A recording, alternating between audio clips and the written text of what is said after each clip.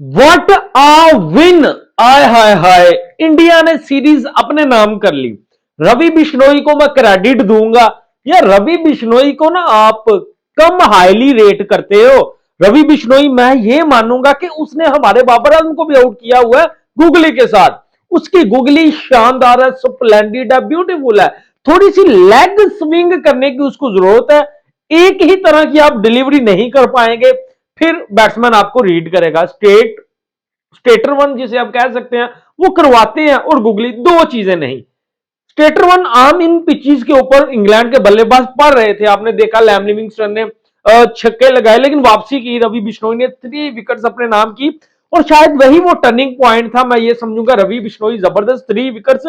जब आप 3 विकेट्स लेते हैं यके बाद एक विकेट्स गिर रही होती हैं, और मैं ये कहूं अगर कि 62 के ऊपर कोई आउट नहीं था भाई, लेकिन वहां से इंग्लैंड हार गया। अब आप क्रेडिट दें भाई थोड़ा सा हैरी ब्रोक की इनिंग को, बड़ा जबरदस्त उन्होंने जो है वो खेल पेश किया, लेकिन शायद थोड़ा डीप लेके गेम को जाना चाहिए था।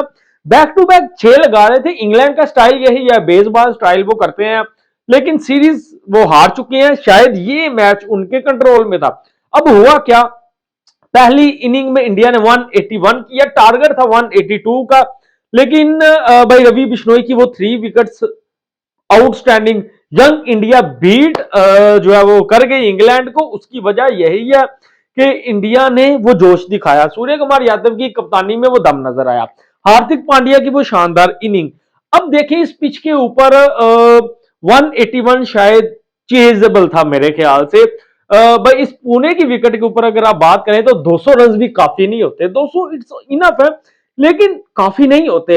इंग्लैंड यहां चूक कर गया। 62 के ऊपर कोई आउट नहीं। इवन बेन डकट ने जिस तरह की शुरुआती जो है वो इनिंग्स खेली, चौके लगाए, एक छक्का लगाया, वो भी शानदार थी। हैरी ब्रो की इनिंग शानदार थी। लैम लिविंगस्टोन अपनी विकेट हमेशा ही गवा के चले जाते हैं। अर्शदीप सिंह को लास्ट ओवर में 19 रन जो है वो डिफेंड करने को मिले, और जाहिर सी बात है टेल एंडर ओवरटर्न हो या आदिल रशीद हो या साकिब महमूद हो, वो तो है नहीं कर पाएंगे इतना, वो भी अर्शदीप के सामने, क्योंकि वो एक मच्योर जो है वो बॉलर अभी बनता जा रहा है। लेकिन हर्षित राणा, भाई हर्षित राणा ने भी अच्छी बॉल जो है वो करवाई है। ठीक है, हर्षित राणा ने वेरिएशन भी करते हैं। इसके अलावा अगर आप देखें, मैं एक पॉइंट मुझे याद आ रहा है, वो टर्निंग पॉइंट हो सकता था अगर आप बात करें ओवर टर्न की विकेट ना आती, कैच छूटा था उससे पहले। भाई संजू सैमसन का कैच था इजी, वो वरुण चक्रवर्ती को आने की दरमियान में जरूरत नहीं थी, तो थोड़ा सा मामला गड़बड़ हुआ, कैच छूट गया। तो क्योंकि ओवरटर्न एक ऐसा, आप कह लें कि ऑलराउंडर है, आप उसको यही समझे कि वो हिट्स कर सकता है, बाउंड्री लगा सकता है। तो जहां ओवरटर्न की विकेट वो ले गया हर्षित राणा, शायद मैच वहां टोटली जो है वो डेड हो चुका था, और इंडिया सीरीज अपने नाम कर चुका था 3-1 से। तो चौथा T20 भी जो है वो इंडिया विन कर गया। अब देखिए, अब इस चौथे T20 में आपको क्या दिखने को मिलेगा। सूर्य कुमार यादव के रन्स नहीं है, आज भी नहीं है, पिछले तीनों में भी नहीं है। संजू सैमसन के रन्स नहीं है, आज भी नहीं है, पिछले तीनों में भी नहीं है। तिलक वर्मा के एक में है, बाकी तीनों में रन्स नहीं है। अभिषेक शर्मा के एक में है, बाकी तीनों में रन्स नहीं है। भाई अब हो क्या रहा है, एक मैच में तिलक वर्मा कर रहा है, एक में अभिषेक कर रहा है, ठीक है, और आके बाकी हार्दिक पांड्या जो है वो जबरदस्त आज भी उसने खेल पेश किया, बाकी वो कर रहा है। और आज एक इन्होंने एक एक्स फैक्टर मैं बोलूंगा उसको मौका दिया, जिसका नाम था दुबे।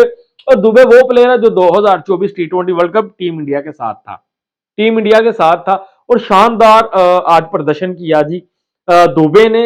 उनकी भी 50 काम आई, उनकी 50 काम आई, और उसी की बदौलत इंडिया 181 के ऊपर पहुंचा। लेकिन इंग्लैंड को चेस करना चाहिए था मेरे ख्याल से। अगर आप बात करें तो बटलर जिस मैच में नहीं चलते, दुश्वारियां तो पेश आती हैं। बटलर की अगर आप बात कर ली, इवन फिलिप साल्ट, मैं बोलूंगा ये पिच फिलिप साल्ट को सूट कर रही थी कहीं ना कहीं।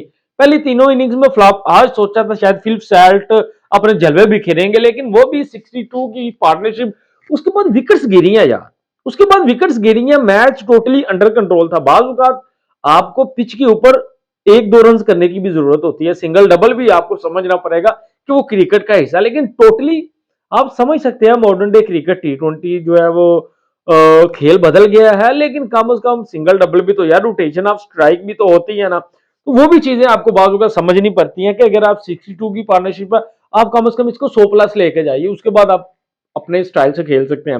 लेकिन आपका स्टाइल यही है कि 100, फिर आते आते आते आप 3-4 विकेट गंवा रहे हैं, तो वो वहां मुझे लगता है रवि बिश्नोई की भी अच्छी बॉलिंग है, वरुण चक्रवर्ती ने 2 विकेट ली, वो भी अच्छी बॉलिंग है, ठीक है। तो 180 रन ज्यादा नहीं है आज की T20 क्रिकेट में चेजेबल थे, लेकिन जब जो है वो लास्ट के 2 ओवर में रन इतने कुछ भी नहीं थे भाई। मैं ये कहूं अगर 16 बालों में कुछ 30, 32, 37, 40 भी है, तो अगर एक दो बल्लेबाज आपका लैम लिविंगस्टोन खड़ा रहता या हैरी ब्रोक, तो शायद इंग्लैंड विन कर जाता। लेकिन तारीफ करनी पड़ेगी इंडिया के सूर्य कुमार यादव की कप्तानी की, गौतम गंभीर ने भी अच्छी कोचिंग की, भाई संजू सैमसन को मौके दिए, बार बार दिए, ये अच्छी चीज है कि कॉन्फिडेंस लूज नहीं करने दिया किसी भी बल्लेबाज का। तो सूर्य कुमार यादव ने जो है वो एक और सीरीज अपने नाम कर लिया। मेरे ख्याल में सूर्य कुमार यादव तकरीबन 20 मैचेस खेल चुके हैं, तो 20 में से जो है वो 17 अपने नाम कर चुके हैं, ऐसा ही है। बड़े ही शानदार कप्तान निकल के हैं T20 के। क्या कहेंगे कमेंट में बताइएगा। वीडियो को लाइक शेयर सब्सक्राइब कीजिएगा। अल्लाह हाफिज।